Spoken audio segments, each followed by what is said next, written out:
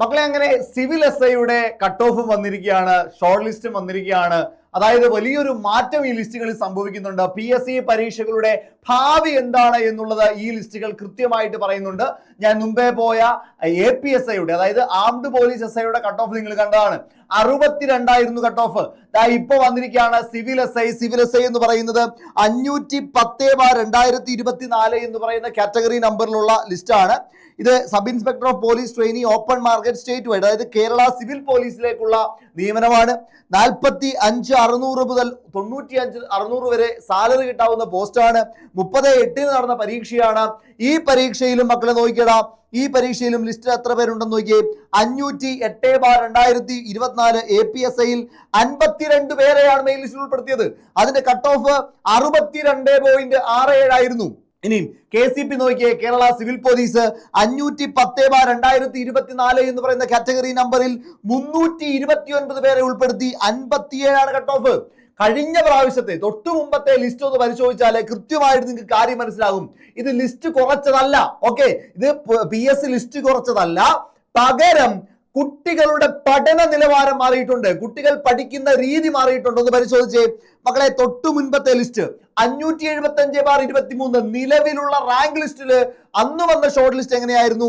APSI 52 പേര്, ഇപ്പോഴും അത്രയും പേരെ തന്നെ ഉൾപ്പെടുത്തി. 52 പേരെ തന്നെയാണ് ഇപ്പോഴും ഉൾപ്പെടുത്തിയിരിക്കുന്നത്.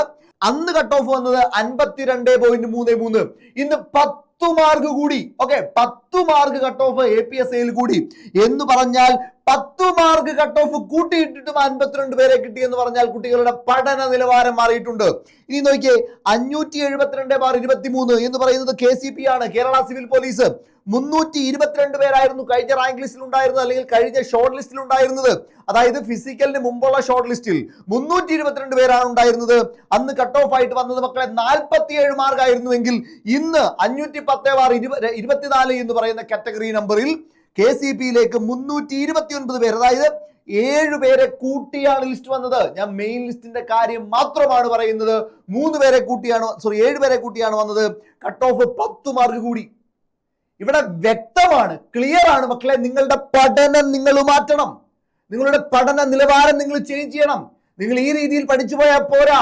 കട്ട് ഓഫ് കൂടുന്നതിന്റെ കാരണം ആളെ ചുരുക്കുന്നത് മാത്രമല്ല, കൃത്യമായിട്ട് കുട്ടികളുടെ പഠന നിലവാരത്തിലുള്ള മാറ്റമാണ്, അവർ പഠിക്കുന്ന രീതിയിലുള്ള മാറ്റമാണ്. അത് അറിഞ്ഞു പഠിച്ചെങ്കിൽ മാത്രമേ തീർച്ചയായിട്ടും നിങ്ങൾക്ക് ഇനിയും മുന്നോട്ട് പോകാൻ പറ്റുള്ളൂ. അല്ലെങ്കിൽ കട്ട് ഓഫ് കൂടും, കട്ട് ഓഫിന്റെ പാറ്റേൺസ് മാറും.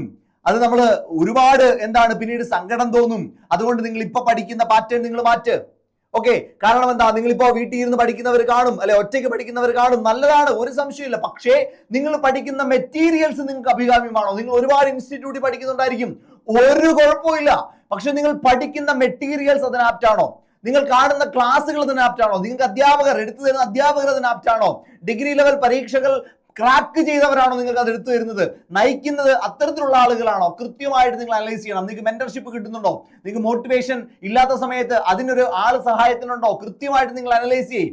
അതിനു വേണ്ടിയിട്ട് നമ്മൾ കൃത്യമായിട്ട് സൂപ്പർ നോട്ട്സ് നിങ്ങളെ ഹെൽപ്പ് ചെയ്യുന്നുണ്ട്. നിങ്ങൾക്ക് സൂപ്പർ നോട്ട്സിനെ ചൂസ് ചെയ്യാനായിട്ട് പറ്റും. ഈ രീതിയിലൊരു മാറ്റം ഉണ്ടാകുന്നുണ്ട്. അത്തരത്തിൽ നിങ്ങളുടെ പഠന നിലവാരത്തെ നിങ്ങൾ വലുതാക്കാൻ, വികസിപ്പിക്കാനായിട്ട് നിങ്ങൾ ഓർക്കുക. ഡിഗ്രി ലെവൽ സൂപ്പർ സക്സസ് ബാച്ചിൽ നമ്മൾ സബ് ഇൻസ്പെക്ടറിന്റെ കോഴ്സ് കൂടി ഉൾപ്പെടുത്തിയിട്ടുണ്ട്. സബ് ഇൻസ്പെക്ടർ മാത്രമല്ല, എല്ലാ പരീക്ഷകളുടെയും കട്ട് ഓഫ് ഇനി കൂടും. കുട്ടികളുടെ പഠന നിലവാരം മാറുന്നുണ്ട്, കോമ്പറ്റീഷൻ കൂടുന്നുണ്ട്. അതനുസരിച്ച് കട്ടയ്ക്ക് പഠിക്കാൻ നിങ്ങൾ തയ്യാറാണെങ്കിൽ മക്കളെ, ഇതാണ് റൈറ്റ് ടൈം.